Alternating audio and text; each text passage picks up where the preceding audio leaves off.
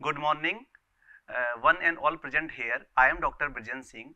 Today we are gathered here to discuss on topic technique of first aid. तो आज हम लोग बात करेंगे फर्स्ट एड की क्या क्या टेक्निक है, कौन कौन सी टेक्निक्स हैं।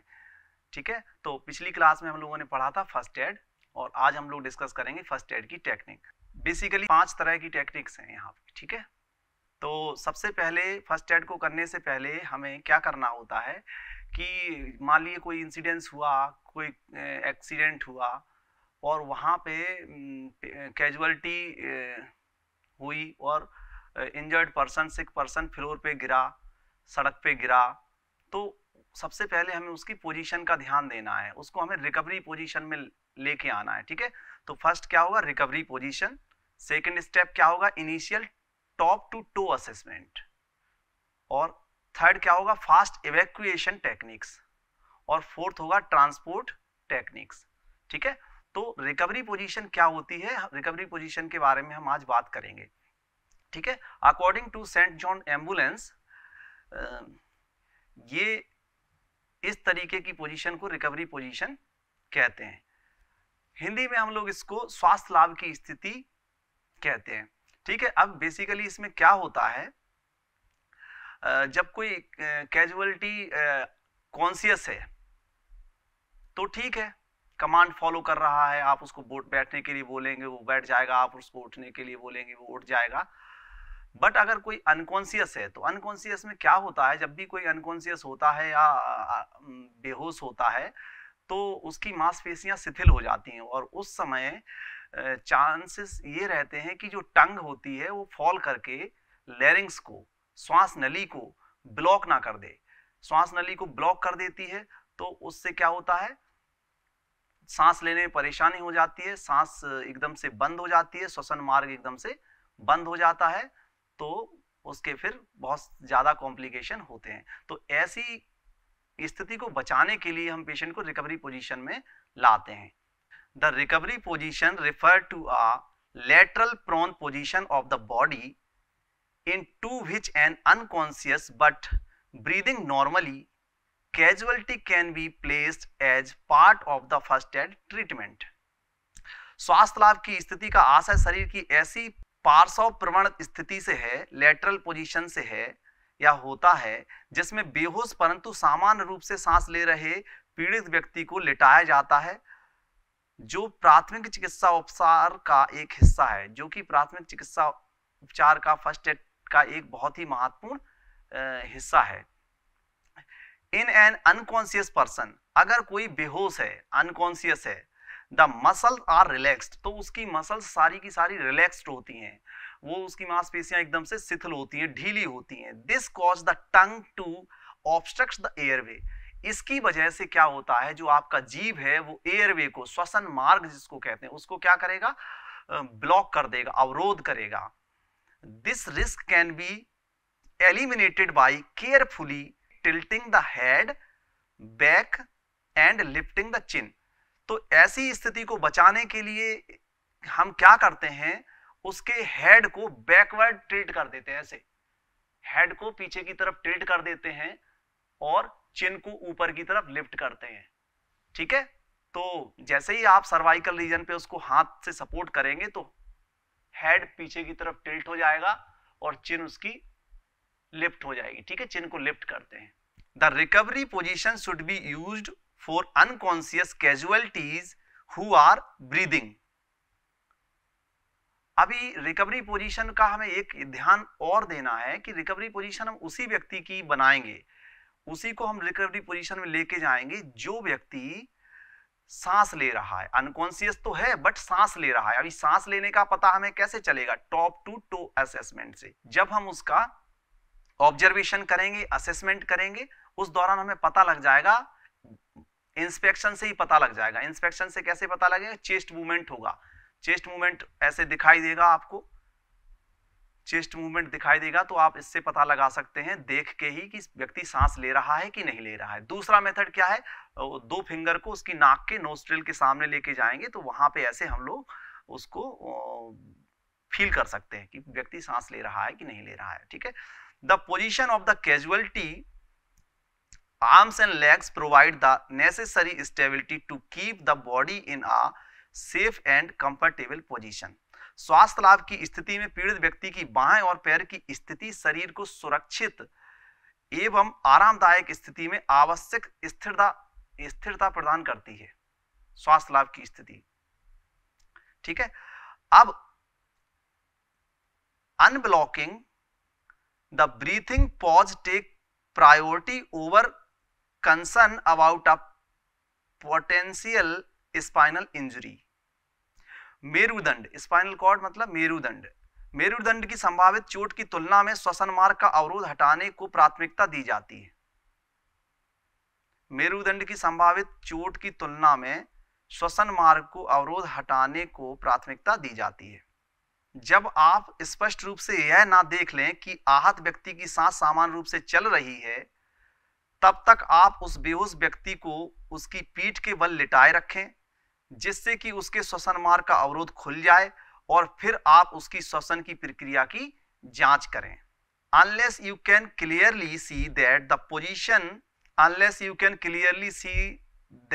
person is breathing normally, आप यह सुनिश्चित कर लें कि व्यक्ति सांस ले रहा है, उसकी सांस सुनिश्चित रूप से चल रही है कि नहीं। An unconscious person must be turned onto his back to unblock the breathing passages and to check breathing. और उसको आहत व्यक्ति की सांस सामान्य रूप से चल रही है, तब तक आप उस बेहोश व्यक्ति को उसकी पीठ के बल लिटाए रखें, जिससे कि उसके श्वसन मार्ग का अवरोध खुल जाए, और फिर आप उसकी श्वसन की प्रक्रिया की जांच करें, उसके श्वसन मार्ग को क्लियर एयरवे। इसके बाद how to put a person into the recovery position, safety first and call for help. तो सबसे पहले हमें किसी भी व्यक्ति को कैसे रिकवरी पोजीशन में लेके जाना है। तो रिकवरी पोजीशन में जब हम उसको लेके जाएंगे, उस समय हमें सबसे पहले सहायता के लिए शोर मचाना है, सबसे पहले आवाज लगानी, कॉल करना है हेल्प के लिए, ठीक है। आसपास खड़े हुए लोगों को बुलाना है।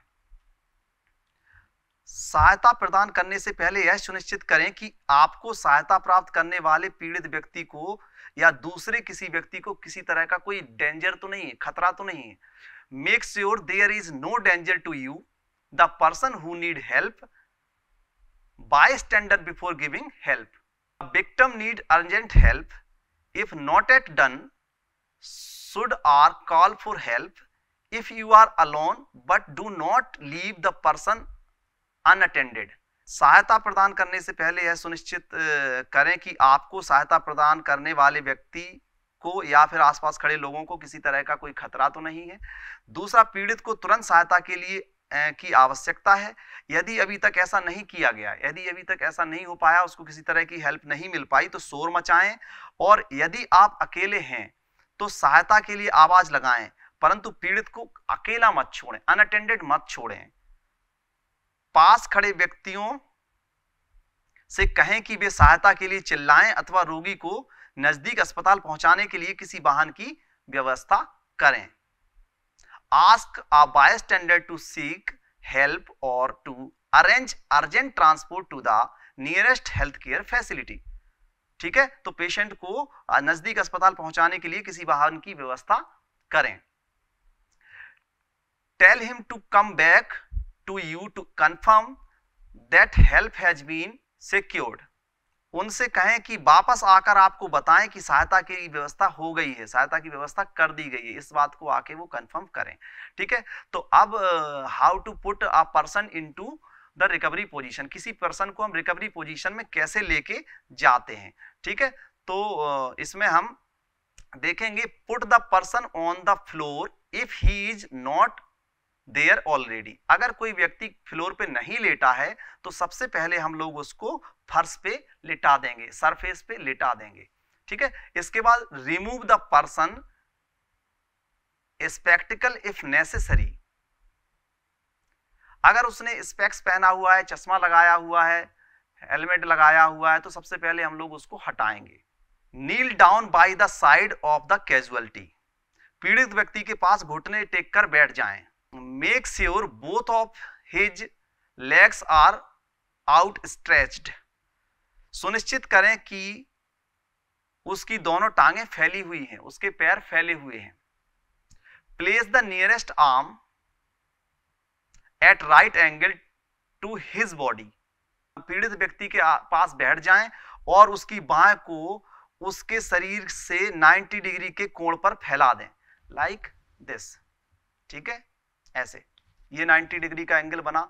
जिस तरफ आप बैठे होंगे, जैसे कि आप पेशेंट के लेफ्ट साइड बैठे हैं, तो लेफ्ट साइड की बाह को फैलाएं, 90 डिग्री का एंगल बनेगा यहां पे। ठीक है, place the nearest arm at right angle to his body, bend the forearm upward, his palm facing up, और उसकी बाह को कोहनी के पीछे की ओर से मोड़ें कि पीड़ित व्यक्ति की हथेली ऊपर की ओर रहे। तो इसमें क्या करेंगे, जैसे ये किया, अब उसकी कोहनी को हम ऐसे मोड़ देंगे और इस तरीके की पोजीशन बनाएंगे, पाम उसकी अपवर्ड फेस करेगी। ठीक है, सामने की ओर फेस करेगी, तो 90 यहां पे, 90 यहां पे, ये चीज बनेगी। ठीक है,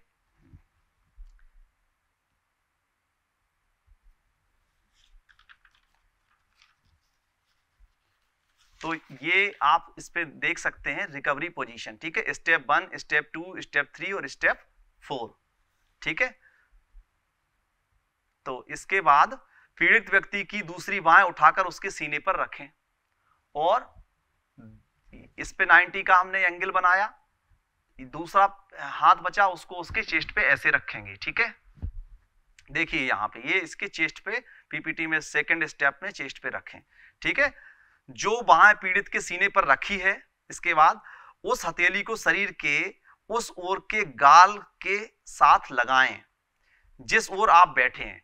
ये यहां पे रखी है तो इसको ऐसे लगाएं। ठीक है, आप इस तरफ बैठे हैं, इस तरफ 90 का एंगल बनाए, पहले चेस्ट पे रखा, फिर उसको ऐसे गाल पे लगाएंगे। ठीक है, उसका हाथ अपने एक हाथ से उसी स्थिति में रोकें और वहां पे उसके हाथ को हम रोक के रखेंगे। देखिए यहाँ पे ये पोजीशन देखिए, ये गाल पे लगा हुआ है, ये देखिए। ठीक है, अपने दूसरे हाथ से आप जिस ओर आप बैठे हैं उससे दूसरी ओर के पैर को घुटने के नीचे से पकड़ें। आप अगर लेफ्ट साइड बैठे हुए हैं तो राइट साइड के पैर को, कैजुअलिटी के पेशेंट के राइट साइड के लेग को घुटने से पकड़ें, घुटने से पकड़ेंगे, घुटने से मोड़ेंगे। देखिए इसमें ये इस तरीके से हम उसको मोड़ेंगे। ठीक है, अब आगे क्या करेंगे, जो पैर आपने पकड़ा है उसे ऐसे उठाएं कि उसके पैर का तलवा जमीन की ओर रहे। जो पैर आपने उठाया है उसे अपनी ओर खींचें और जैसे आप लेफ्ट साइड बैठे होंगे तो आप उसको अपनी ओर खींच लेंगे। ठीक है, ये यहां पे आपने स्टेप 3 में देखा, ऐसे आपने यहां से उसके घुटने को पकड़ा और उसको खींच लिया। ठीक है, इसी बीच पीड़ित व्यक्ति के हाथ की हथेली उसके गाल के नीचे रखें। अब हाथ की हथेली गाल के नीचे आ जाएगी क्योंकि पेशेंट ने करवट ले ली है, तो पोजीशन ये बनेगी। ठीक है, ऐसे पोजीशन बन जाएगी। देखिए ये पोजीशन। ठीक है, अब उस व्यक्ति को करवट दिलाकर अपनी ओर मोड़ें। ठीक है, अब उस व्यक्ति को करवट दिला के अपनी ओर मोड़ें, स्टेप 4। ठीक है, तो this is called recovery position. ठीक है, इससे क्या होगा, पेशेंट का जो सीक्रेशन है, देखिए जो आपका फेस है वो थोड़ा डाउनवर्ड होगा तो वहां पे सीक्रेशन है, सलाइवा है, जो भी रेस्पिरेटरी सीक्रेशन है वो सब नीचे की तरफ आएगा। ठीक है, और टंग फॉल करने का, टंग का बैकवर्ड फॉल करने का चांसेस भी ना के बराबर हो जाएगा। उस व्यक्ति के पैर का ऊपरी हिस्सा इस तरह मोड़े कि घुटने और उसके नितंब में 90 डिग्री का एंगल बने। वह व्यक्ति अब करवट की स्थिति में लेटरल में होगा, मतलब जिसको लेटरल पोजीशन कहते हैं, और दोबारा पीठ के बल नहीं जा पाएगा। अगर हम इसको देखिए इस तरीके से बना देंगे पोजीशन तो ये वापस सीधा नहीं लेट पाएगा। जब भी पेशेंट सीधा लेटता है तो उसको थोड़ा सा रेस्पिरेटरी मसल्स हैं उनको ज्यादा वर्क करना पड़ता है, तो सांस थोड़ी सी मुश्किल होती है, सांस लेना थोड़ा सा मुश्किल होता है। तो और जो सीक्रेशन है वो भी सलाइवा आके श्वास नली में जाने का रिस्क रहता है। ठीक है, तो इस तरीके, अब ये पोजीशन रहेगी तो ये देखिए फेस एकदम से डाउनवर्ड है, तो जो भी सीक्रेशन है वो सलाइवा नीचे आके गिरेगा। पीड़ित व्यक्ति के सिर को पीछे की ओर मोड़कर रखें जिससे उसका श्वसन मार्ग खुला रहे। ठीक है, सुनिश्चित करें कि उसका मुंह जमीन की ओर कोण बनाए जिससे रक्त या उल्टी से सांस अवरोध होने का खतरा कम हो जाए। जैसे कि बेसिकली क्या होता है, जब पेशेंट अनकॉन्शियस होता है तो वॉमिटस अगर आता है, कोई जैसे वॉमिटस आया और वो जाके लैरिंग्स में चला गया, ठीक है, ट्रेकिया में चला गया, तो वहां पे जाके वो एस्पिरेटेड निमोनिया कर देगा। ठीक है, क्या करेगा, एस्पिरेटेड निमोनिया, जिसको कहते हैं एस्पिरेशन, एस्पिरेट कर जाएगा वो। ठीक है, तो एस्पिरेट करने से बचाने के लिए हमें इस तरीके की पोजीशन बनानी पड़ेगी, क्योंकि वो बेहोश है और चोट के दौरान कभी भी कोई अक्सर चोट जब लगती है तो नोजिया वॉमिटिंग इस तरीके का कंप्लेन रहता है। तो अभी वो बेहोश है तो वो वॉमिटिंग नहीं कर पाएगा, तो अगर अपने आप से वॉमिटिंग होगी तो कोई भी वॉमिटस बाहर ही गिरेगा, अंदर नहीं जाएगा, वापस जाके लैरिंग्स, श्वास की नली में नहीं जाएगा, क्योंकि श्वास की नली का और फेरिंग्स, आहार नली का ओपनिंग ओरल कैविटी में एक ही जगह पे है, आसपास ही है। तो उस समय हमें इस बात का विशेष ध्यान रखना होता है कि कोई भी श्वास नली, कोई भी आहार नली से, फूड पाइप से खाना निकल के वापस श्वास नली में ना चला जाए, इस चीज का विशेष ध्यान रखना होता है। बहुत सी मौतें इसी वजह से हो जाती हैं, रोड ट्रैफिक एक्सीडेंट में या फिर कोई स्ट्रोक में, हार्ट अटैक में। उसकी जो मेन प्रॉब्लम है वो तो रहती है, साथ साथ में एसोसिएटेड जो प्रॉब्लम, उसके एसोसिएटेड जो प्रॉब्लम रहती हैं वो उसकी जान ले लेती हैं। जैसे कि most common aspirated pneumonia, patient aspirate करा तो अब उसका आइडिया नहीं रहता, कितनी सारी वॉमिटिंग, जो वॉमिटस है, जो कंटेंट है, वो उसकी फेफड़े में भर गया। जैसे ही फेफड़े में भरेगा तो फेफड़े तो स्पंजी होते हैं, उनमें एयर जाती रहती है, एल्वुलाई में एयर भरी रहती है, वो एयर से फिलअप रहते हैं। अब अगर उसमें कोई सॉलिड या फिर लिक्विड जाके भरेगा तो वो वहाँ पे एयर का जो एक्सचेंज है ये वो नहीं हो पाएगा और एयर नहीं पहुंच पाएगी। ठीक है, तो निमोनिया हो जाएगा। ठीक है, उसको कहते हैं एस्पिरेटेड निमोनिया। इसके बाद हमें विशेष ध्यान रखना है कि पेशेंट को इस स्थिति में अकेला ना छोड़ें, मेडिकल फैसिलिटी के पहुंचने का इंतजार करें। ठीक है, इसके बाद अगला जो पॉइंट है उसमें हमें क्या करना है, top to toe assessment. Top to toe assessment क्या होता है, चोटी से लेके तलवे तक, अंगूठे तक का आकलन करना, देखना कि पेशेंट को किस तरीके की चोट लगी है, उसकी क्या स्थिति है, ये सब चीजें हमें वहां पे देखनी हैं। ठीक है, तो उसको हम कहते हैं टॉप टू टो असेसमेंट। दुर्घटना वास्तव में हुई कैसे,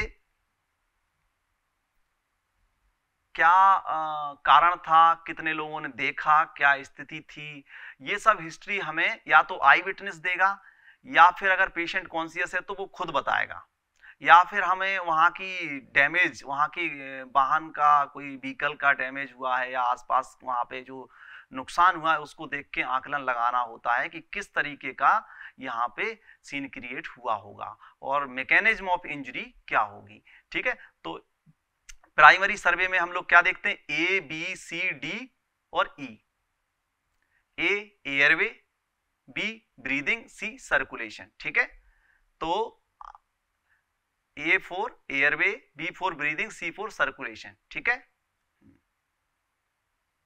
इसके बाद the history of the case is the story of the accident, that is how the accident actually occurred.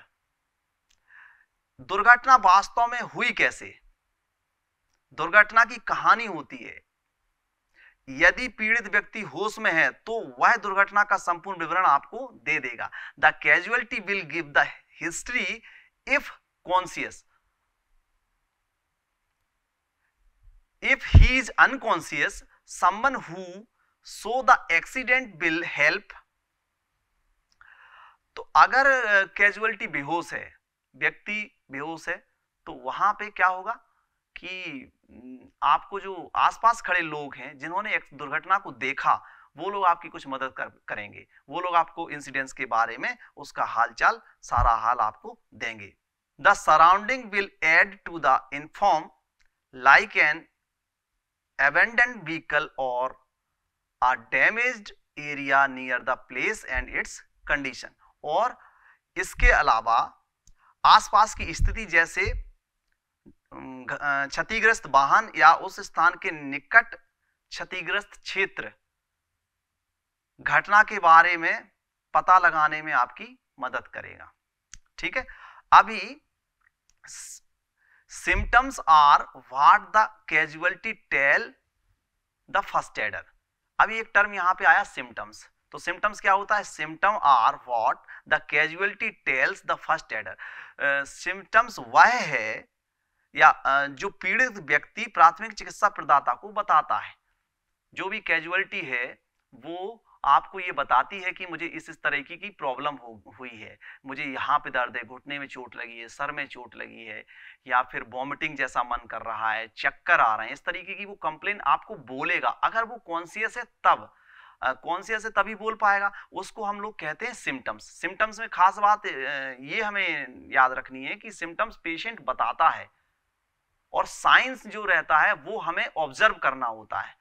जबकि मरीज अनकॉन्शियस है, बेहोश है, उस समय आपको साइंस वहां पे देखने होंगे, साइन वहां पे देखने होंगे। ठीक है, तो साइन और सिम्टम्स दो तरह के टर्म आएंगे। सिम्टम्स पेशेंट आपको बताएगा अगर वो कॉन्शियस है तब, और साइन वो होते हैं जो आपको देख के उसकी गंभीरता का, उसकी चोट की गंभीरता का आकलन लगाना है। ठीक है, तो सिम्टम्स में फीलिंग पेन, अभी दर्द महसूस कर रहा है।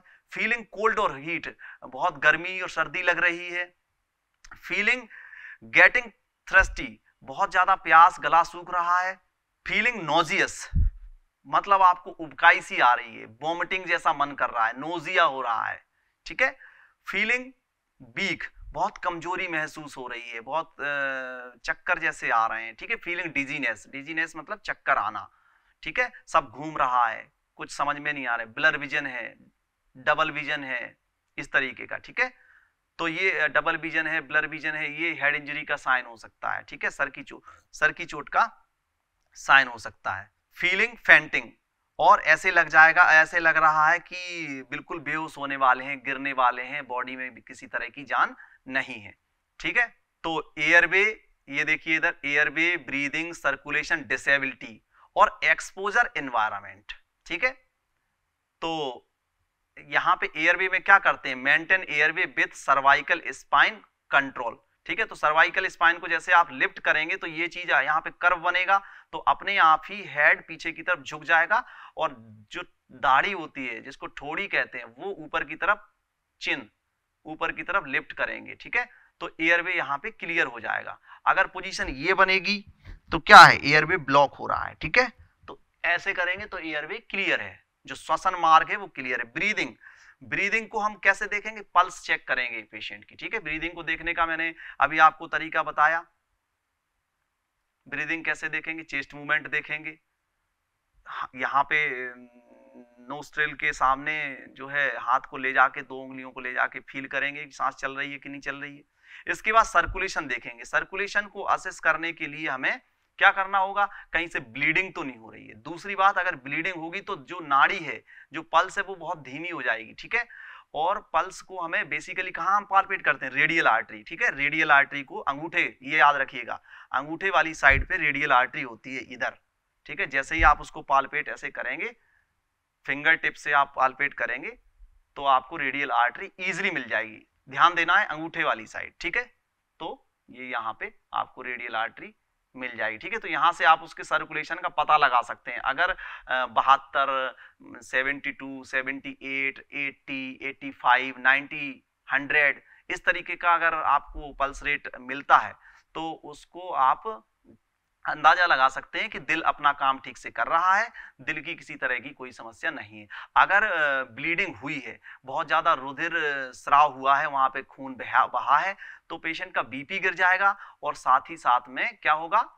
हेमरेजिक शॉक में चला जाएगा। हेमरेजिक शॉक क्या होता है? हाइपोवॉल्मिक शॉक का एक टाइप है जिसमें बॉडी में ब्लड की कमी हो जाती है, बॉडी का फ्लूइड जो है कम हो जाता है, तो वो हाइपोवॉल्मिक शॉक में या हेमरेजिक शॉक में चला जाएगा। ठीक है, तो बीपी भी जाएगा और पल्स जो है धीमी पड़ जाएगी। तो वहां पे आपको अगर पल्स नहीं मिलेगी तो कॉमन कैरोटिड आर्टरी पे आपको यहाँ पे पल्स उसको उसकी देखनी पड़ेगी, ठीक है। यहाँ पे जाके आप पल्स देखेंगे तो आपको इजिली पल्स मिल जाएगी, ठीक है। या फिर आपको फीमोरल आर्टरी का पल्स पाल्पेट करना पड़ेगा, ठीक है। हाँ, इसके बाद डिसेबिलिटी। डिसेबिलिटी का मतलब क्या क्या नुकसान हुआ है, अभी क्या क्या वो काम नहीं कर सकता। जैसे किसी का पैर टूट गया तो चल नहीं पाएगा, हाथ टूट गया तो हाथ से कोई काम नहीं कर पाएगा, ठीक है। मान लीजिए हेड इंजरी हो गई तो वो बेहोश हो जाएगा, ठीक है। तो फिर पूरा डिसेबल वो हो जाएगा, मतलब उसका न्यूरोलॉजिकल स्टेटस आप उसके हिसाब से चेक कर सकते हैं, ठीक है। मस्कुलोस्केलेटल स्टेटस आप चेक कर सकते हैं, हाथ पैर उसके किस तरीके से काम कर रहे हैं या नहीं कर रहे हैं, ठीक है। क्या क्या लॉस वहां पे हुआ है, ठीक है। और एक्सपोजर, एक्सपोजर का मतलब ये होता है कि किस घटना किस तरीके की थी, किसकी वजह से हुई है, वहां आसपास क्या क्या चीजों के संपर्क में पेशेंट आया, ठीक है। इन सब चीज का आकलन करना हम उसको हम लोग एक्सपोजर या इन्वायरमेंट कहते हैं। और एक चीज और ध्यान देनी होती है, अगर बहुत ज्यादा गर्मी है तो हमें उसको छाया में ले जाना होता है, ठीक है। उसको हमें उस तरीके के इन्वायरमेंट से हटा के थोड़ा जहाँ आरामदायक स्थिति में ले जाके, आरामदायक जगह पे ले जाके लिटा देना होता है, या फिर उसको टिका देना होता है। अगर वो कॉन्शियस है तो टिक जाएगा, वो उससे टिल्ट हो जाएगा, ठीक है। और अगर बहुत ज़्यादा ठंड है या फिर बहुत ऐसा क्लाइमेट है कि बहुत सर्दी है तो हमें उस समय बचाना होता है हाइपोथर्मिया से। हाइपोथर्मिया क्या होता है, बॉडी का नॉर्मल टेम्परेचर जो रहता है उससे कम टेम्परेचर में बॉडी चली जाती है। बॉडी का टेम्परेचर जो 37 डिग्री सेंटीग्रेड होता है उससे नीचे की, जैसे 32 या 30, तो उसको हम हाइपोथर्मिया में शामिल करते हैं, ठीक है। तो वो कम हो जाएगा अगर बॉडी का टेम्परेचर, तो बहुत सा मेटाबॉलिज्म आपका गड़बड़ा जाएगा, ठीक है। तो उस समय हमें याद रखना होता है कि हमें किसी भी तरह से इसको हाइपोथर्मिया से बचाना। अक्सर ये उस केस में होता है जो वाटर स्पोर्ट्स हैं, या फिर कोई पानी में कोई इंजरी हुई है, स्विमिंग के दौरान कोई इंजरी हुई है, या फिर किसी और कारण से स्कूबा डाइविंग के दौरान कोई इंजरी हुई है, ठीक है। तो ये रहता है।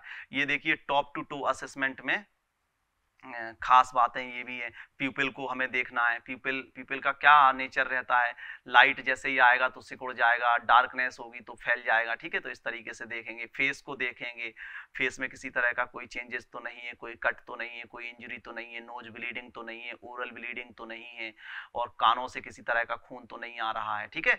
तो माउथ में भी इसी तरह का देखेंगे, जीभ तो नहीं कटी है, दत्ती तो बंद नहीं है। दत्ती बंदी होगी तो ऐसे जॉ लॉक होगा तो फिर वो सांस नहीं ले पाएगा, ठीक है। तो टंग फॉल कर जाएगी, ठीक है। तो जॉ का भी आकलन हमें लगाना है, किसी तरह से ओरल कैविटी के अंदर से खून तो नहीं आ रहा है, जीभ तो नहीं कट गई है, या फिर कई बार वो लोग अपनी जीभ को ही बाइट करने लगते हैं, ठीक है। इस तरीके का उनको न्यूरोलॉजिकल प्रॉब्लम कुछ होती है उस दौरान, हेड इंजरी के दौरान, कि वो अपनी जीभ को ही बाइट करने लगता है, झटके आना है, सीजर आना है, या फिर एपिलेप्टिक अटैक होना है, तो उस समय वो क्या करेगा, उसको बाइट करेगा, काट लेगा उसको, ठीक है। तो वो सब चीजें बचानी है। आर्टिफिशियल एयरवे आते हैं जिसको हम उस पर ऐसे डाल देंगे तो फिर वो टंग पीछे नहीं जाएगी, बैकवर्ड फॉल नहीं करेगी, और हम उसको इन सब चीजों से जो कॉम्प्लिकेशन इसके हो सकते हैं उससे बचा सकते हैं, ठीक है। इसके बाद हमें कार्डिक में क्या क्या देखना। कार्डिक के लिए सबसे पहले बताया पल्स देखना, हार्ट रेट देखना, हार्ट साउंड, और चेस्ट में कोई दर्द, जहाँ पे हार्ट का लैंडमार्क है फिफ्थ इंटरकॉस्टल स्पेस पे मिड क्लेविकुलर लाइन, ये मिड क्लेविकुलर लाइन है, और फिफ्थ इंटरकॉस्टल स्पेस यहाँ पे आपका पॉकेट रहता है, इसके आसपास अगर आपको कोई दर्द आ रहा है, कोई परेशानी आपको वहाँ पे लग रही है तो वो आपको चेक करनी है। और पल्स रेट आप देखेंगे, मैंने बता ही दिया है, तो वो भी एक साइन है। पल्स अगर नॉर्मल चल रही है तो हार्ट से रिलेटेड कोई दिक्कत नहीं है। बीपी अगर वहाँ पे पॉसिबल है तो बीपी भी आप देख सकते हैं, अगर बीपी आपको नॉर्मल मिलेगा तो वहाँ पे बीपी से रिलेटेड भी कोई प्रॉब्लम नहीं होगी, ठीक है। तो इसके बाद हार्ट साउंड सुनने के लिए आपको स्टेथोस्कोप की जरूरत पड़ेगी। स्टेथोस्कोप आपकी किट में होना चाहिए, जिसको हम आला कहते हैं, तो उससे आप हार्ट साउंड को अगर पॉसिबल है तो सुन सकते हैं, ठीक है। तो इसके बाद लंग्स, लंग्स में एग्जामिनेशन करने के लिए आपको सबसे पहले चेस्ट मूवमेंट देखना है। चेस्ट मूवमेंट से आपको पता लग जाएगा पेशेंट की सांस चल रही है कि नहीं चल रही है। जो रेस्पिरेटरी रेट रहता है, सांस श्वसन, सांस की गति रहती है, वो नॉर्मल है कि नहीं, बहुत ज़्यादा तेज गति से सांस तो नहीं चल रही, लाइक, और फिर कंधे उठा के तो नहीं यूज कर रहा है, कंधों को यूज तो नहीं कर रहा है, तो हम पैटर्न का आकलन करेंगे, जो रेस्पिरेटरी पैटर्न है उसका आकलन करेंगे। अगर वो ऐसे सांस को खींच रहा है, गैस्पिंग पैटर्न है, तो ये इस का इंडिकेशन है कि पेशेंट की स्थिति बहुत खराब है, इसको जल्दी से जल्दी ऑक्सीजन थेरेपी की ज़रूरत है और हमें इसको हॉस्पिटल ले जाना चाहिए। क्योंकि उसकी जो एसेसरी मसल्स हैं वो सब थक जाएंगी, तो सांस लेना उसके लिए बहुत मुश्किल हो जाएगा, इस बात में चली जाएंगी। ठीक है, तो ये चीज़ हमें विशेष रूप से देखनी है। अगर गति बहुत तेज बढ़ी, गति का पता कैसे लगेगा? ऐसे लगेगा चेस्ट मूवमेंट से। ठीक है, बेसिकली कितनी गति, सांस की गति, नॉर्मल गति कितनी होनी चाहिए? 12 से 17, 16, 18, 22, 24 तक हम नॉर्मल मानते हैं। ठीक है, 12 से 24 तक पर मिनट।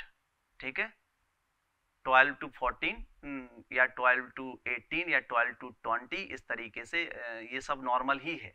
ठीक है, तो पर मिनट, मिनट में इसको काउंट करते हैं। अगर एक मिनट में 12 बार, 18 बार और 20 बार, 22 बार भी आपका सांस लेते हैं तो वो नॉर्मल है। ठीक है, अगर 30 है, 35 है, 40 है, तो ये कहीं ना कहीं इस चीज को दर्शाता है कि कहीं ना कहीं सांस की गति बढ़ रही है और रेट बढ़ रहा है, कहीं ना कहीं रेस्पिरेटरी रेट बढ़ रहा है, तो टैकिएप्निया में आप जा रहे हैं। ठीक है, तो इसके बाद जेनाइटरी, जो जेनाइटो यूरिनरी ट्रैक्ट है उसका आकलन आप कर सकते हैं। कोई जेनाइटल में इंजरी तो नहीं हुई, वहाँ से कोई ब्लीडिंग्स तो नहीं है, स्टूल से कोई ब्लीडिंग तो नहीं है, आपको यूरिन का सेंस है और आपको पॉटी का सेंस है, इस तरीके का सारा कुछ नॉर्मल है कि नहीं है, ये सब पेशेंट आपको बता देगा अगर वो कॉन्शियस है तो। ठीक है, इसके बाद एब्डोमेन का हम एब्डोमेन का असेसमेंट कैसे करेंगे? वॉमिटिंग तो नहीं है, एकदम से उसको किसी तरह का नोजिया तो नहीं है, ठीक है, क्रैम्प्स तो नहीं है, एब्डोमेन में कोई सीवियर पेन तो नहीं है। ठीक है, और एब्डोमेन बहुत ज़्यादा डिस्टेंडेड तो नहीं है, फूला हुआ तो नहीं है, ये सब चीज़ें हम उस पर देख लेते हैं। ठीक है, नॉर्मल मूवमेंट, और अगर उसका कोई नॉर्मल मूवमेंट लॉस हुआ है, जैसे कि हमारे हाथ पैर के का चलना है, हमारा बातचीत करना है, इस तरीके का। ठीक है, इसके बाद एनी लॉस ऑफ सेंसेशन, किसी तरह की संवेदनशीलता का लॉस होना, जैसे ठंडा गर्म का आपको पता नहीं लग रहा है, मान लीजिए पैरों का सेंसेशन चला गया है। ठीक है, पैरों का सेंसेशन चला गया है, पैर आप मोड़ नहीं पा रहे हैं, पैर आप उसके पैरों को टच कर रहे हैं या फिर कोई पिंच चुभ हो रहे हैं तो उसको उस चीज़ का कोई आभास नहीं हो रहा है, तो ऐसी स्थिति को देख के आप ये अंदाज़ा लगा सकते हैं कि इसको कहीं ना कहीं कोई न्यूरल प्रॉब्लम हुई है। जैसे कि रोड ट्रैफिक एक्सीडेंट में क्या होता है, स्पाइनल कॉर्ड इंजरी हो जाती है, ठीक है, वर्टिब्रा फ्रैक्चर हो जाते हैं। ठीक है, तो स्पाइनल कॉर्ड इंजरी होगी तो आपको उस तरीके का साइन दिखेगा। ठीक है, अगर पेशेंट कहीं ना कहीं उसको किसी तरह का टच सेंस नहीं आ रहा है, या फिर मोटर मतलब जो मूवमेंट वो करता है। ठीक है, मोटर और सेंसरी दो तरह का सेंसेशन होता है। अगर किसी को उसको ठंडा गर्म पता नहीं लग रहा या फिर कोई पिंच होने से पता नहीं लग रहा, तो ये क्या है, सेंसरी एग्जामिनेशन है। और अगर आप उसको बोलेंगे कि मोड़िए, या फिर आप उसको बोलेंगे कि चींटी काटेंगे, तो वो उसको मोड़ेगा या फिर वो नहीं मोड़ पाएगा, उसको किसी तरह का पता नहीं चल रहा है। ठीक है, तो ये मोटर एग्जामिनेशन होता है, तो दो तरह का सेंसेशन रहता है। ये लॉस हुआ है कहीं ना कहीं, तो फिर आप इस चीज का अंदाजा लगा सकते हैं कि उसको गंभीर चोट लगी है। ठीक है, टेम्परेरी लॉस ऑफ कॉन्शियसनेस, और बहुत जो है कम समय के लिए या अस्थायी रूप से अगर पेशेंट अवचेतन हुआ है, उसकी चेतना कुछ समय के लिए गई है, तो ये भी कहीं ना कहीं इस चीज को दर्शाता है कि इसको सर में कोई ना कोई चोट लगी। क्योंकि सर में दो तरह का चोट, हेड इंजरी किस दो तरह का होता है। देखिए, एक तो हेड इंजरी रहता है जिसमें स्ट्रक्चरल प्रॉब्लम्स होती हैं, हीमोटोमा हो गया, हेमरेज हो गया, या फिर कोई बोन फ्रैक्चर हो गई, स्ट्रेस फ्रैक्चर हो गया बोन में, या फिर डिप्रेस फ्रैक्चर हो गया। ठीक है, एक क्या रहता है, कंकशन इंजरी रहती है। कंकशन इंजरी क्या है, ऊपर से आपको देखने में बिल्कुल ऐसे लगेगा सामान्य, जैसे कि इसको कुछ हुआ ही ना हो, लेकिन क्या होता है, जैसे ही आपको कोई इंजरी का प्रभाव पड़ता है या इंजरी के आप संपर्क में आते हैं, तो आपका सर कहीं किसी चीज से टकरा जाता है, तो क्या होता है, आपको ऊपर से स्ट्रक्चरल प्रॉब्लम नहीं दिखाई देती है, जैसे कि हेमरेज होना, सर फूट जाना, या फिर उसमें जो ब्रूजिंग वगैरह होना है, नील पड़ जाना, ऐसा कुछ आपको मिलता नहीं है। सिर्फ क्या होता है, आपका ब्रेन हिल जाता है। ठीक है, क्या हो जाता है, ब्रेन हिल जाता है, थोड़ा सा बुरी तरह से ब्रेन ऐसे हिल जाता है, उसको कहते हैं कंकशन इंजरी। आजकल ये स्पोर्ट्स में बहुत ज़्यादा देखने को मिलता है। अक्सर कब होता है, ये हेलमेट लगाने के बाद भी कंकशन हो सकता है, क्योंकि उस दौरान उसने आपको स्ट्रक्चरल प्रॉब्लम से तो बचा लिया, किसी तरह का कोई संरचना या किसी तरह की किसी स्ट्रक्चर में कोई एबनॉर्मलिटी नहीं हुई है, कुछ टूट फूट नहीं हुई है, लेकिन वो कहीं ना कहीं से हिला हुआ है।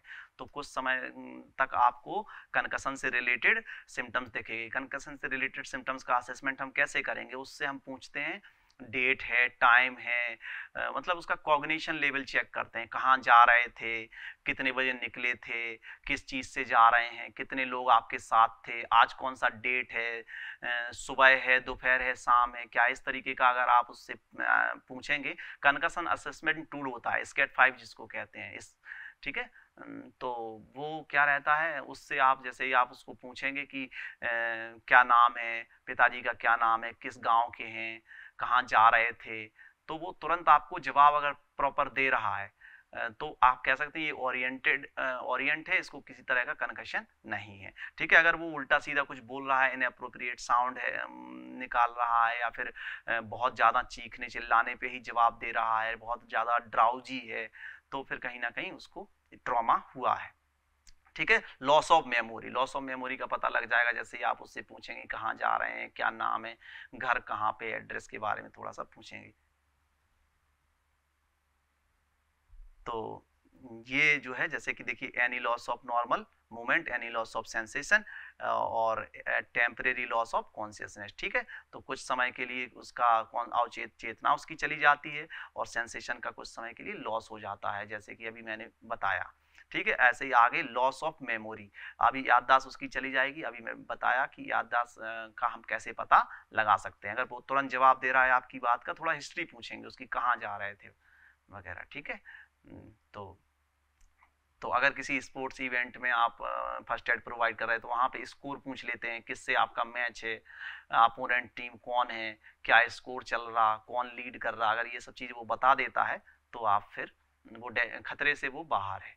और अगर यहाँ सब इन सब चीज़ों में थोड़ा सा अगर वो भूलता है या फिर जवाब नहीं दे पाता है तो हम उसको थोड़ा ऑब्जर्वेशन में कुछ समय के लिए रखते हैं।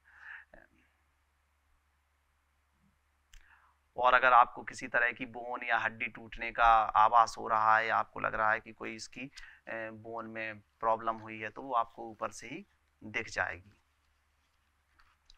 ठीक है, इसके बाद एक टर्म आता है साइंस। साइंस क्या होते हैं, signs are what the first aider feels and find out by himself. ये क्या होता है, जिसमें फर्स्ट एडर जो है, प्राथमिक चिकित्सा प्रदाता है, वो खुद ही देखता है उसका वो देख के ऑब्जर्व करता है।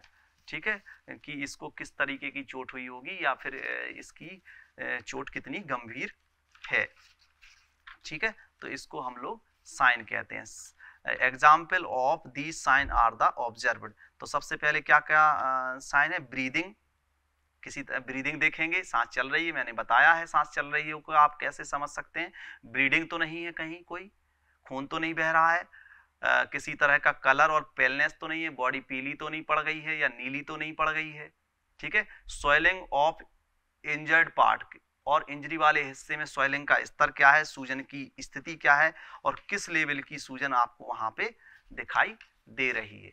इसके बाद deformity of limbs.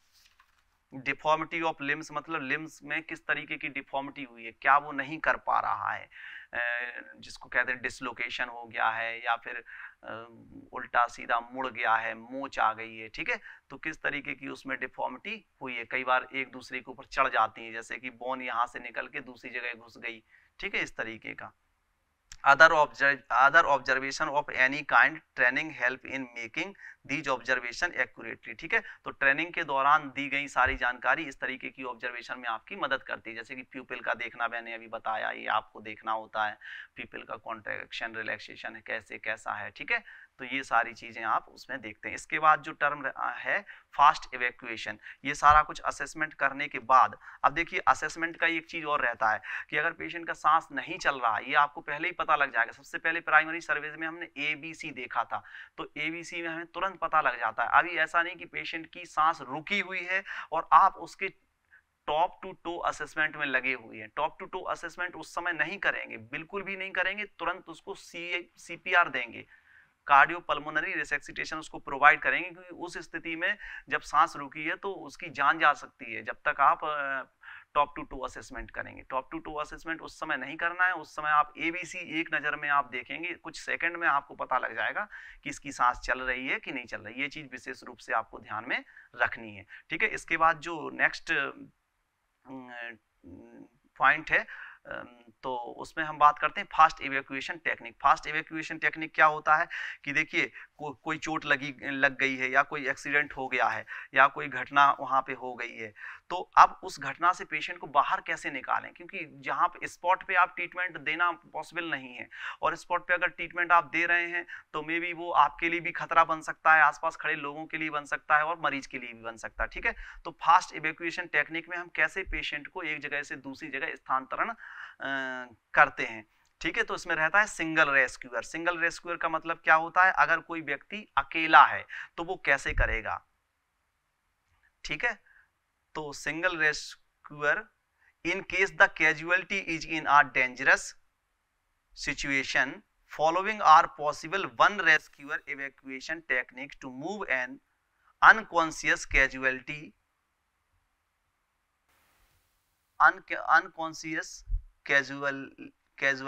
over a very short distance to get him into safety, ठीक है। यदि आहत किसी खतरे की स्थिति में हो तो बेहोश पीड़ित को घटनास्थल से तत्काल बाहर निकालने के लिए, उसे सुरक्षित स्थान पर पहुंचाने के लिए जिन तकनीक का इस्तेमाल किया जाता है, जबकि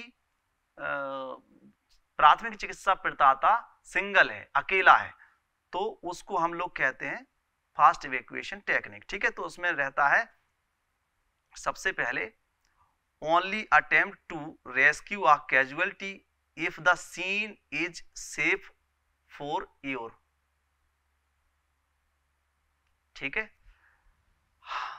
हताहतों को बचाने के प्रयास तभी करें जब घटनास्थल आपके लिए सुरक्षित हो। ये चीज बहुत महत्वपूर्ण है। ऐसे नहीं कि कोई पानी में डूबा, आपको तैरना नहीं आता और आप वहां पे कूद जाएं।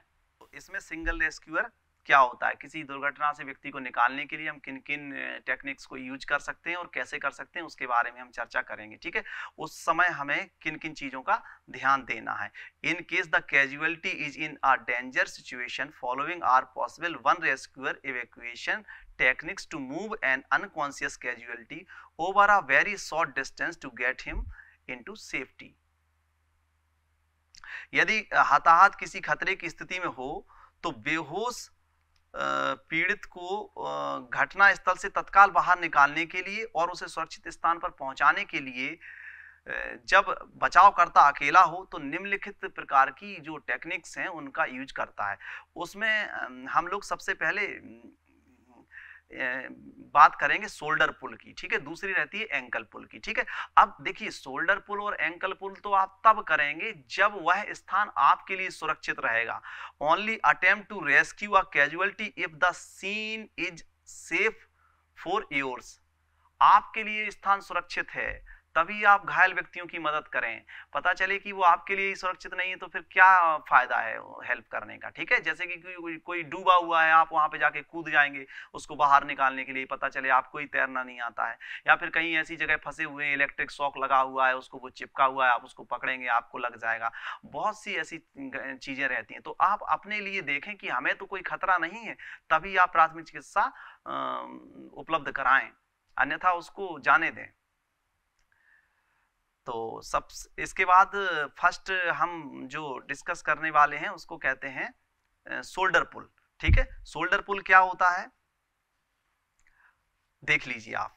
इसमें देखिए आप, ये शोल्डर को ऐसे पकड़ के अंडर आर्म्स को में हाथ डाल के पेशेंट को पीछे की तरफ खींचना है, ठीक है, फ्लोर पे ऐसे घसीटते हुए। Keep your arm on both sides of the head and support the head, ठीक है।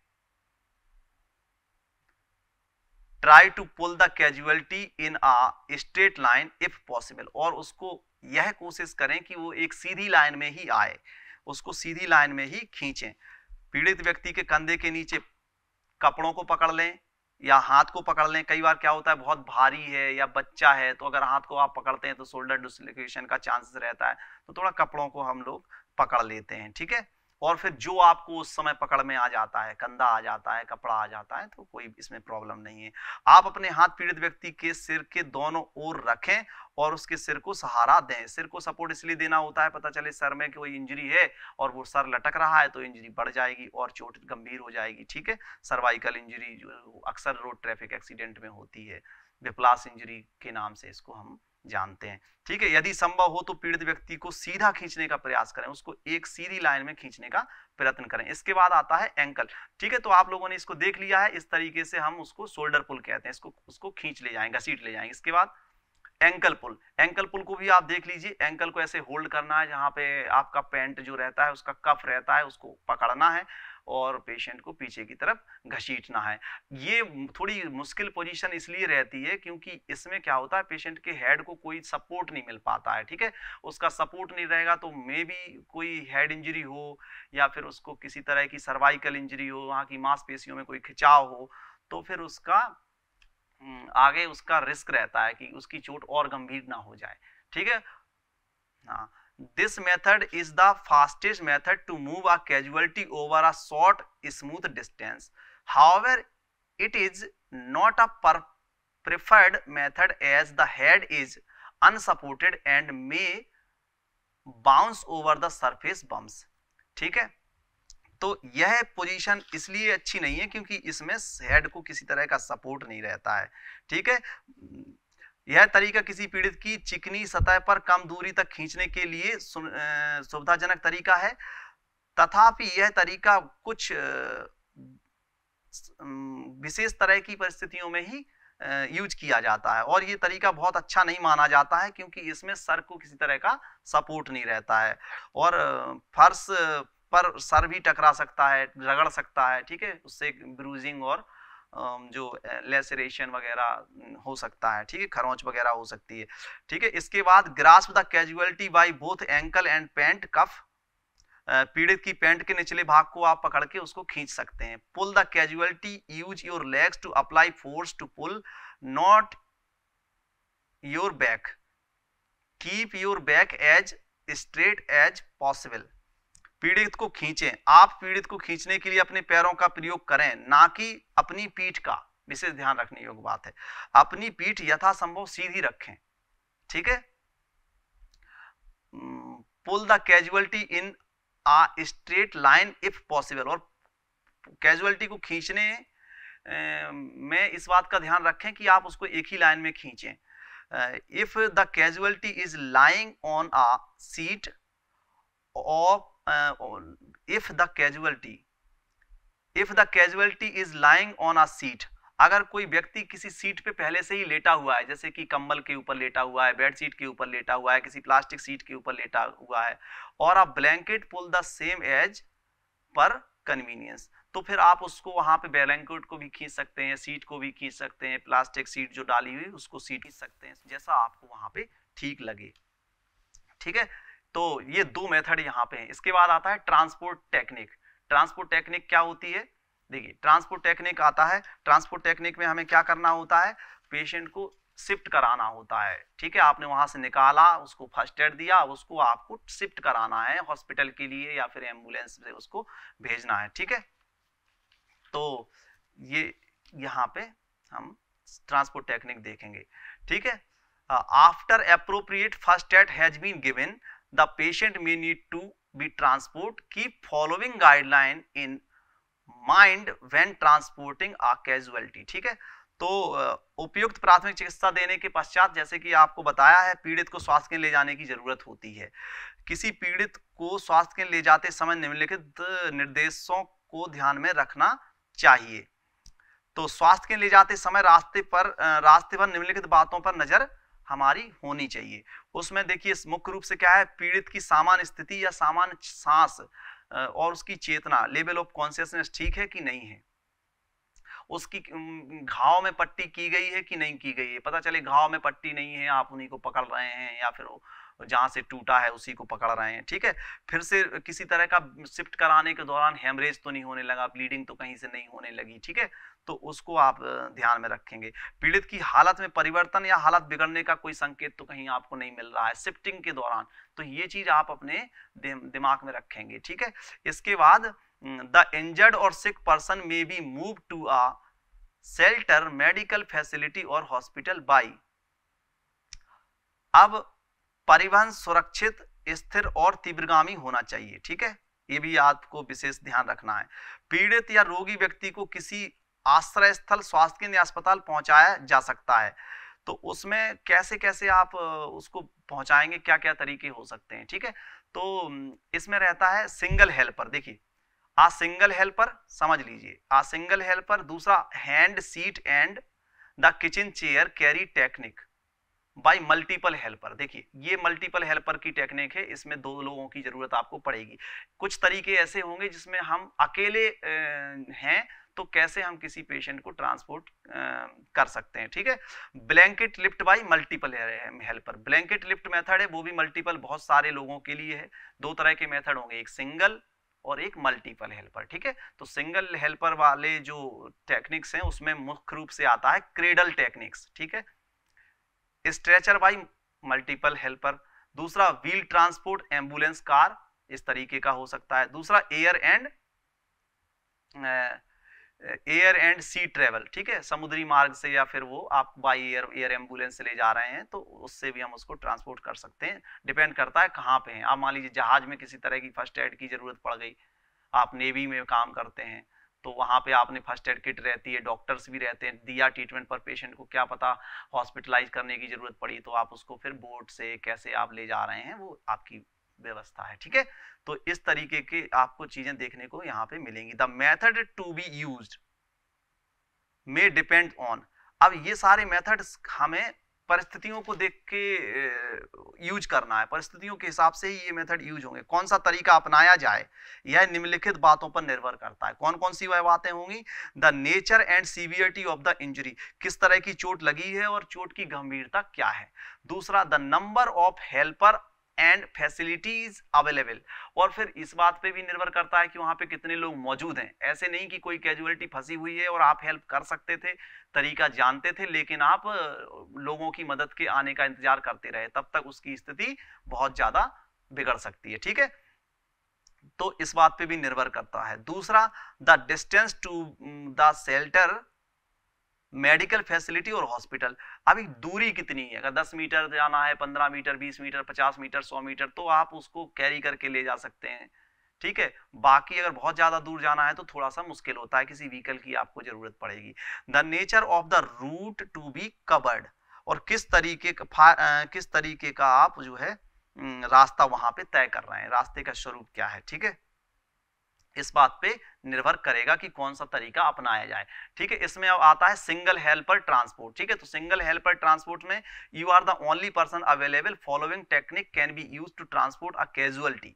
तो इसमें आता है the cradle techniques. Cradle technique का क्या मतलब होता है? जैसे हम बच्चे को, किसी बेबी को हम उठाते हैं, ठीक है, बेबी को झूला झुलाते हैं, इस तरीके से बेबी को खिलाते हैं, ठीक है, तो उस क्रेडल टेक्निक यूज करते हैं। This technique is only to be use in the case of light casualty और चिल्ड्रन, बहुत छोटी या बहुत ज्यादा गंभीर चोट ना हो उस स्थिति में हम इस तरीके की टेक्निक को यूज करते हैं, ठीक है।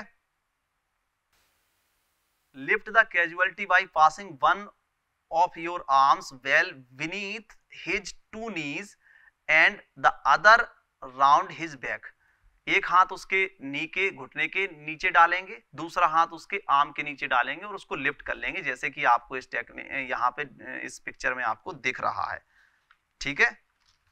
तो उसको इस तरीके से उठा लेंगे, ठीक है।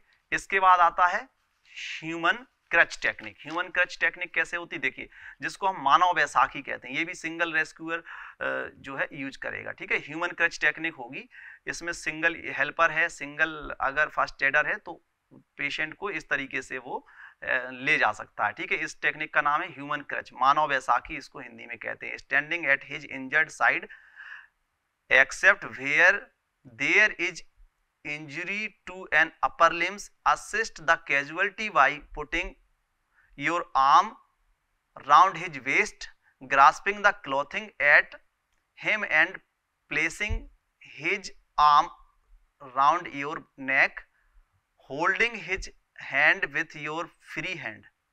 ठीक है, तो इसमें क्या करना होता है, यदि पीड़ित को को चोट ऊपरी अंगों पर ना लगी हो, ये टेक्निक तभी यूज होगी जब अपर लिम्ब में किसी को चोट ना लगी हो, तो आप पीड़ित को जख्मी भाग की ओर खड़े हो जाएं और उसकी कमर में अपना हाथ डालते हुए उसके कपड़े पकड़ें तथा पीड़ित का हाथ उठाकर अपने कंधों पर गर्दन के चारों ओर रखें। अपनी खाली हाथ से पीड़ित का दूसरा हाथ पकड़कर धीरे धीरे चलाएं। ठीक है, यदि पीड़ित ऊपरी अंग में चोट लगी है और उसका दूसरा हाथ खाली है तो उसे छड़ी द्वारा या किसी अन्य व्यक्ति द्वारा सहारा दिया जा सकता है। ठीक है, तो इस तरीके अगर चोट लगी है अगर किसी ऊपरी अंग में, तो ये तरीका हम उसका इस तरीके को हम यूज करेंगे। ठीक है, इस टेक्निक को हम यूज करेंगे। ठीक है, पीड़ित व्यक्ति की दोनों टांगें जख्मी हो तो एक और दूसरे और उसी प्रकार पीड़ित को सहारा दे सकता है।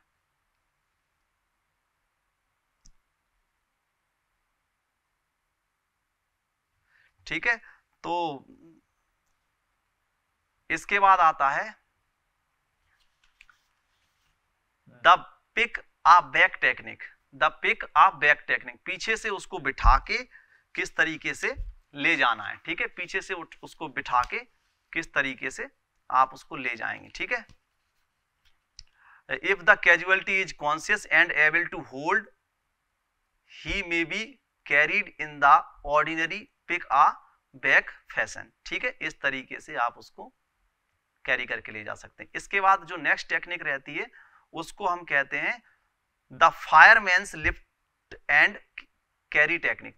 The fireman's lift and carry technique to be use only when the casualty is not heavy for the bearer. जो ले जाने वाला है उसके वजन से उसका वजन ज्यादा ना हो, तभी हम इस टेक्निक को यूज कर सकते हैं।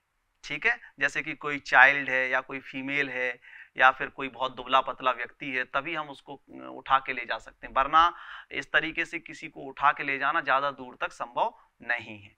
ठीक है, तो पीड़ित को सीधा इसमें उठाकर खड़ा होने में मदद करें। अपने बाएं हाथ से पीड़ित की दाहिनी कलाई पकड़ें। अपने सिर को पीड़ित के सीधे दाएं हाथ के नीचे ले जाएं, जिसके आपका दायां कंधा पीड़ित के पेट के निचले भाग के स्तर तक आ जाए और अपना दाहिना हाथ उसकी दोनों टांगों के बीच में या उसकी दोनों टांगों के चारों ओर ले जाएं। उसका वजन अपने दाएं कंधे पर लेकर सीधे खड़े हो जाएं। पीड़ित को खींचकर अपने दोनों कंधों पर लिटाएं और उसकी दाहिनी कलाई को अपने दाएं हाथ से पकड़ें, जिससे आपका बायां हाथ खाली रहे।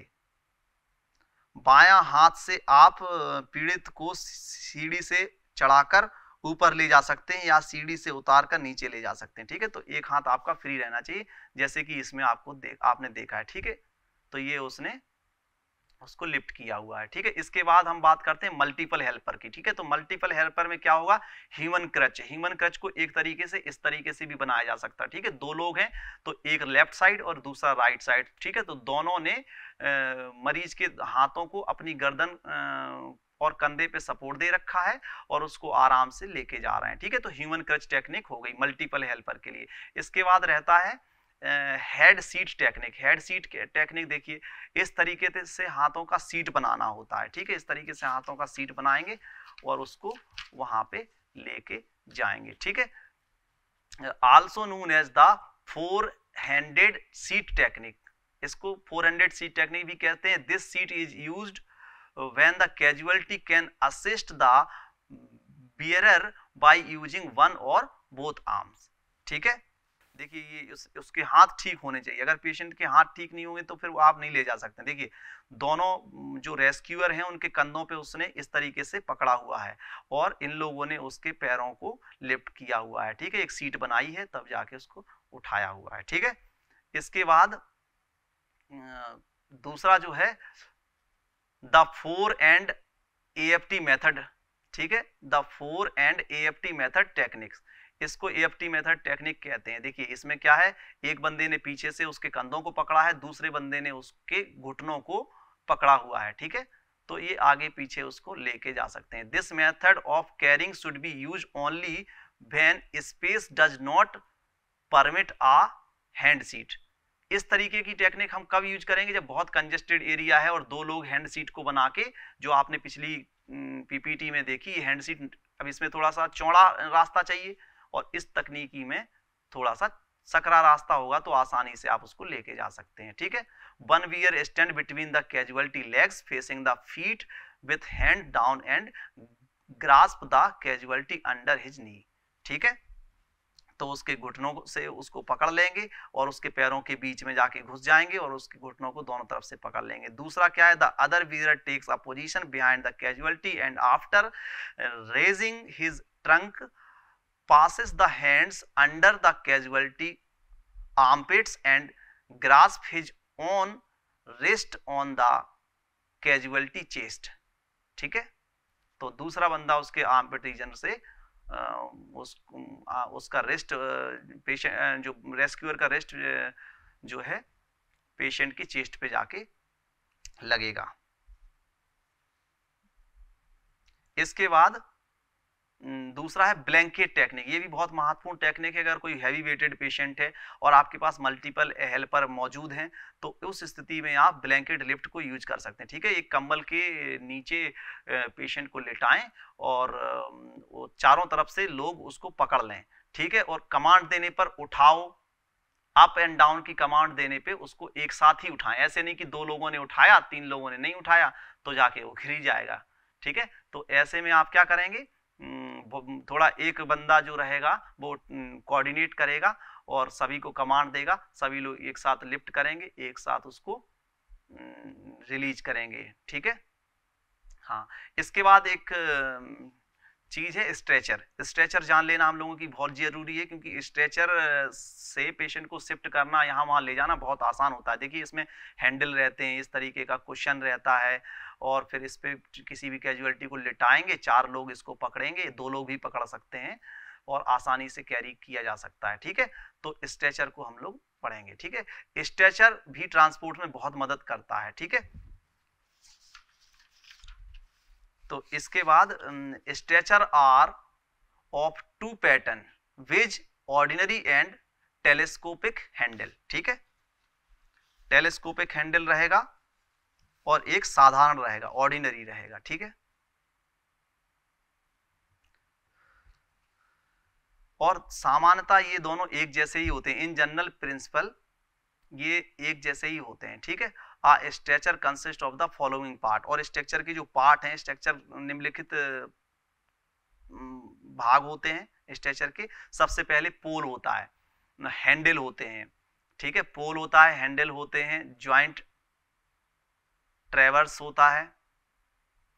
ठीक है, जॉइंट ट्रेवर्सेस के बाद रनर्स होता है, बिस्तर भी होता है जिसको बेड कहते हैं। देखिए अभी आगे देखा, ये बिस्तर होगा, ये बेड होगा, जिस क्वेश्चन का भी हो सकता है, कई तरह के मटेरियल का बना रहता है। पिलो सैक भी हो सकता है पीछे लगाने के लिए, और सिलिंग भी रह सकती है, सिलिंग उसको बांधने के लिए। ये देखिए इसमें आपको सिलिंग भी, ये देखिए ये सिलिंग है बांधने के लिए। ठीक है, तो ये सिलिंग भी उसमें हो सकती है। तो ये सारी चीजें रहेंगी। स्ट्रेचर पर सिर और पैर पीड़ित के सिर और पैर के अनुरूप होते हैं। स्ट्रेचर का सिर और पैर पीड़ित के सिर और पैर के अनुरूप होते हैं। ठीक है, तो इस तरीके से उसको बना लेते हैं कि कौन सा हिस्सा आगे रहेगा, कौन सा हिस्सा पीछे रहेगा। ठीक है, इसके बाद at the head of the stretcher may be a canvas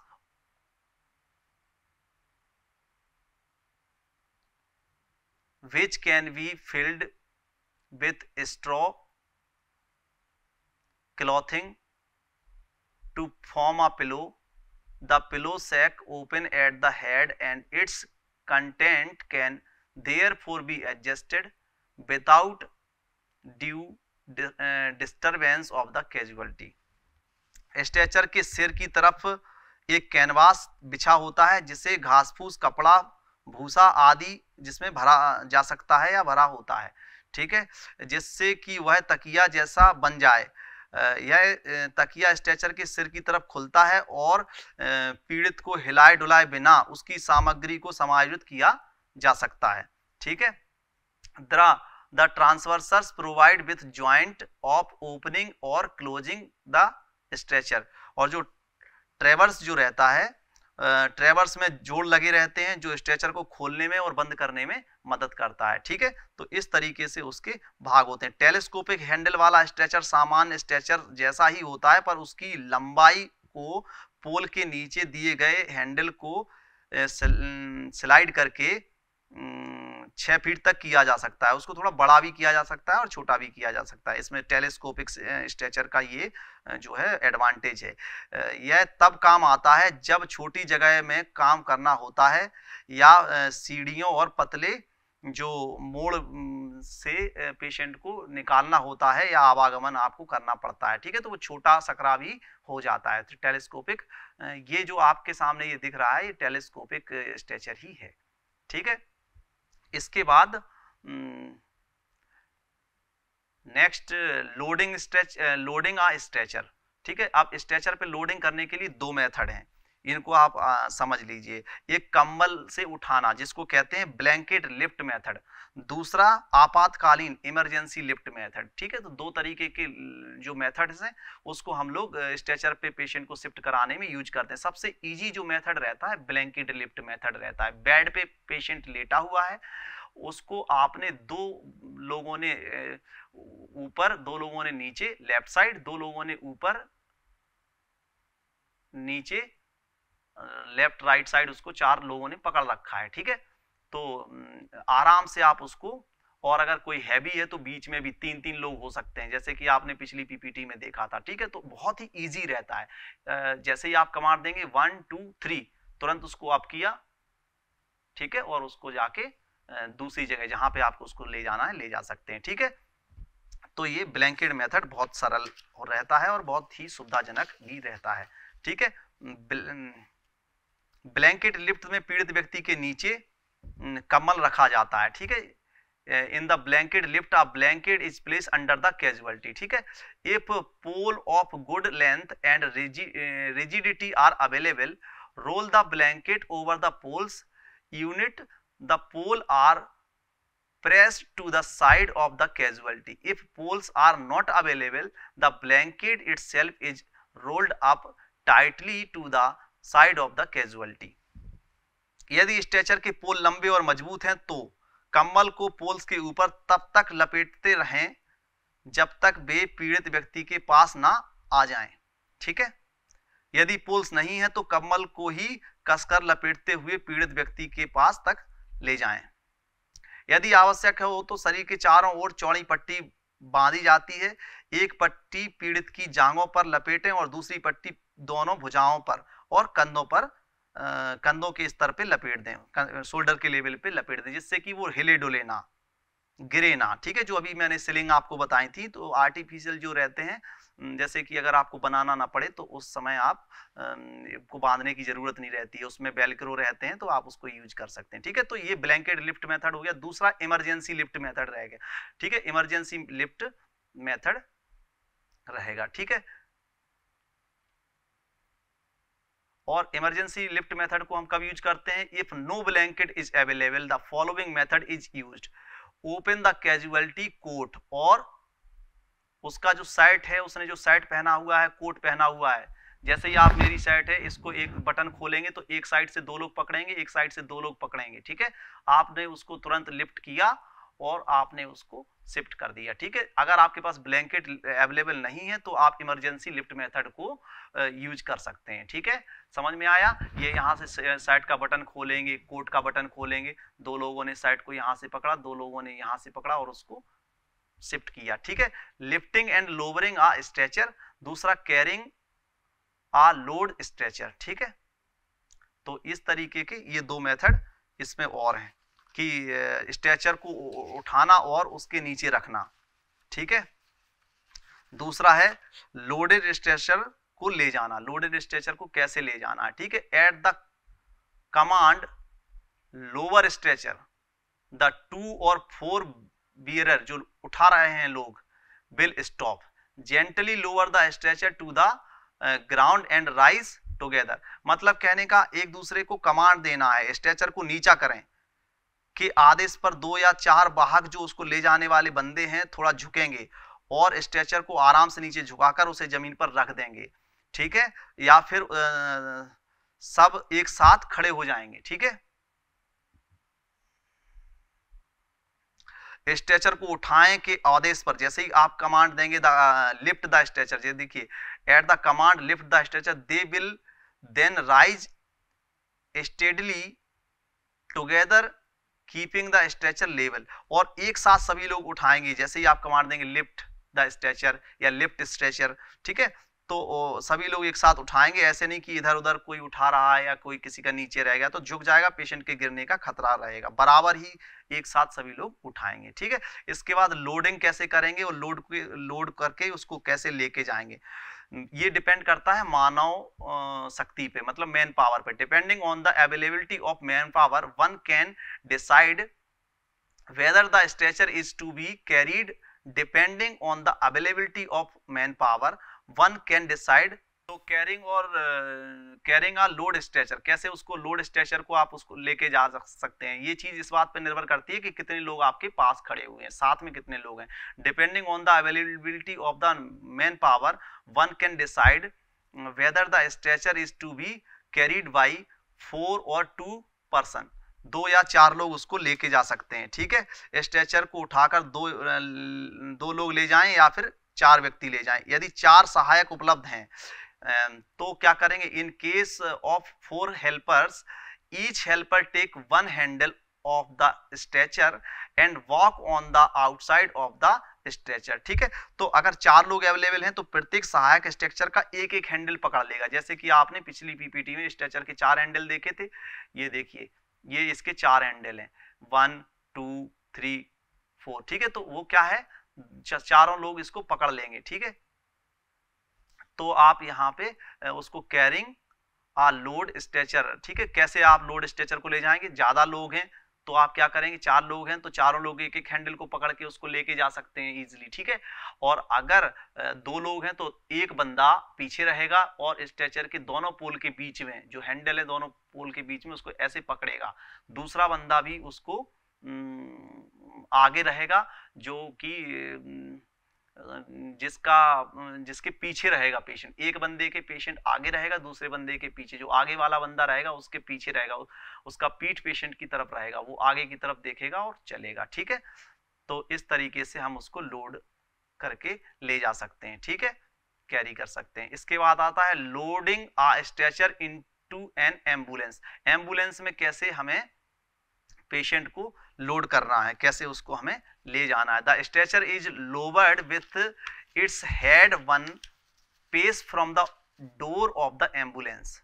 the casualty will loaded head first, पहले उसके सर को लेके जाएंगे, ठीक है। पहले कैजुअलिटी के सर को ले जाएंगे, जो सर वाला हिस्सा है, जैसे स्ट्रेचर से आप लेके जा रहे हैं तो जो बंदा आगे था, जिस सर वाला जो हिस्सा है वो आगे जाएगा। While loading take side pace to the ambulance raising the stretcher evenly to the level of the berth to be loaded. Seat के हिसाब से उसके बराबर पे उसको हम लेके जाएंगे, ठीक है। कैसे, पीड़ित को चढ़ाते समय एम्बुलेंस के साइड के में कदम रखें और स्ट्रेचर को इधर उधर बिना हिलाए डुलाए सीधा रखते हुए एम्बुलेंस की बर्थ के स्तर पर, जो उसकी सीट का लेवल है, रखकर चढ़ाएं, ठीक है, बर्थ के स्तर पर चढ़ाएं। आगे वाले वाहक स्ट्रक्चर के रनर को उसके खांचे में डाल दें, उसका जो एक खांचा रहता है उसमें डाल देंगे, ठीक है। जो लोग आगे हैं, the front bearer place the runner in the grooves and then assist the rear bearer to slide the stretcher into the place and secure it. और जो पीछे के बंदे होंगे वो क्या करेंगे, स्ट्रेचर के रनर को उसके खांचे में डालें और फिर स्ट्रेचर को अपनी जगह पर ले जाने में पीछे वाले जो वाहक हैं, जो लोग मदद कर रहे हैं, की सहायता करें और उसे एक ही जगह पर स्थिर कर दें। यदि सीलिंग का प्रयोग किया गया है तो उसे स्ट्रेचर के साथ ही रखें। If slings have been used these should be keeped with their stretcher, ठीक है। तो उसको उसके साथ छोड़ दें, ठीक है। तो ये यहाँ पे हमने 3-4 चीजें पढ़ी, कैसे हमें मरीज को लेके जाना है, कैसे हमें उसको शिफ्ट करना है। अब इसमें एक बहुत ही महत्वपूर्ण बात थी जो कि छूट गई है, उसको हम कैसे समझेंगे? देखिए, अभी तक आपने इतने सारे मेथड पढ़े हैं, लेकिन जो स्पाइन इंजरी का केस होगा, रीढ़ की हड्डी की कोई चोट है, ब्रेन की कोई चोट है, सर्वाइकल की कोई चोट है, तो आप उस स्थिति में पेशेंट को इन सब मेथड से नहीं ले जा सकते हैं। कंबल मेथड तो उसमें बिल्कुल ही काम नहीं करेगा, क्योंकि उससे क्या होगा, उसकी स्थिति और बिगड़ सकती है। उस समय आपको बोर्ड वाला स्ट्रेचर यूज करना पड़ेगा, जैसे कि आपने अभी ये स्ट्रेचर यहाँ पे आपने देखा था। वेट, ये इस तरीके का स्ट्रेचर आप यूज करें। देखिए, ये चारों तरफ से हार्ड है, थोड़ा फाइबर का बना हुआ है, और इससे क्या होगा, जो कर्व हैं वो मेंटेन रहेंगे, जो बैक के कर्व हैं वो मेंटेन रहेंगे, ठीक है, लूज नहीं होगा। जैसा हम आपको पेशेंट को सीधा लॉक वाली पोजीशन में ऐसे बनाएंगे और बिल्कुल उसको उठा के जैसा पेशेंट था पहले, वैसा ही उसको हमने स्ट्रेचर पे लोड कर दिया। कोशिश उस समय ये करते हैं जब भी हमें ऐसी आशंका होती है कि पेशेंट की रीढ़ की हड्डी में चोट लगी है या रीढ़ की हड्डी टूट गई है, क्योंकि रीढ़ की हड्डी अगर जरा सी भी हिलेगी तो वो नर्व, बहुत सारी नर्व को दबा सकती है, और अगर फ्रैक्चर हुआ है तो जो दबा हुआ है वो और ज़्यादा भी बढ़ सकता है, तो ये बहुत गंभीर हो सकता है। उस कंप्लीट पैरालिसिस हो सकता है या कंप्लीट स्पाइनल कॉर्ड इंजरी हो सकती है, ठीक है। तो मतलब कहने का, बहुत ही सावधानी पूर्वक पेशेंट जिस अवस्था में है उसी अवस्था में हम उसको उठा के सीधा स्ट्रेचर पे लेटाएंगे, और स्ट्रेचर हमारा इस तरीके का होना चाहिए, ऐसे नहीं कि कम्बल लिफ्ट किया या फिर साइड से लिफ्ट किया, तो वो थोड़ा सा मुश्किल होता है वहां पे, ठीक है, क्योंकि रीढ़ की हड्डी की पोजीशन जैसे ही बिगड़ेगी, आप कम्बल पे लेटाएंगे, सारे कर्व डिस्टर्ब हो जाएंगे, जहां जहां से जिसने पकड़ा होगा तो वहीं पे सारा कुछ ऐसे सी बन जाएगा, वो कर्व में हो जाएगा, ठीक है।